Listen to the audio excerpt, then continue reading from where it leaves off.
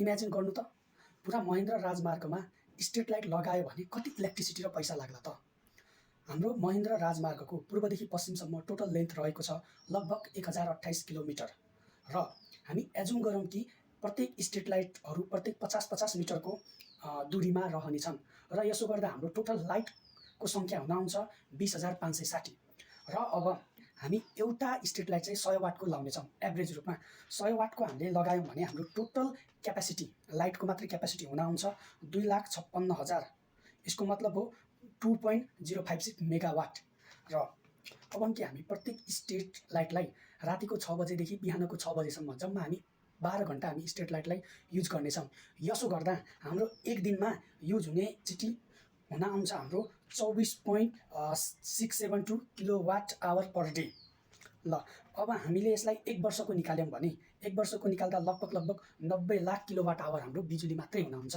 र यदि हामीले नेपालको इलेक्ट्रिसिटी रुल अनुसारको एउटा युनिटको 9 रुपैयाँ 21 पैसा हो भने एक युनिटको रुपैयाँ र हाम्रो एक वर्षको टोटल बिल हुन आउँछ हाम्रो 8 करोड 29 लाख स्ट्रिट लाइटमा मात्रै बिजुलीको मात्रै खर्च।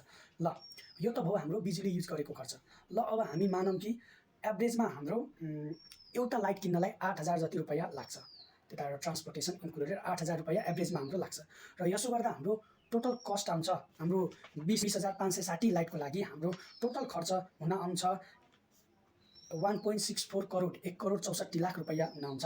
र यसो गर्दा हाम्रो टोटल अघिको इलेक्ट्रिसिटीको रुपैयाँ प्लस हाम्रो यो किन्न लाग्ने रुपैयाँलाई जोड्दाखेरिमा चाहिँ हाम्रो 9,93,00,000 रुपैयाँ हुन आउँछ। र हामीले 9,93,00,000 रुपैयाँमा मात्रै हामीले इस्टदेखि वेस्टसम्म हामीले एउटा पुरै महेन्द्र राजमार्गमा हामीले स्ट्रिट लाइट लाउन सक्छौँ।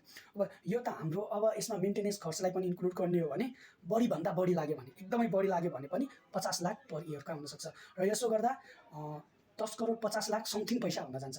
र यति पैसामा हामीले चाहिँ पुरै महेन्द्र राजमार्गलाई हामीले स्ट्रिट लाइट लाएर हामीले उज्यालो बनाउन सक्छौँ।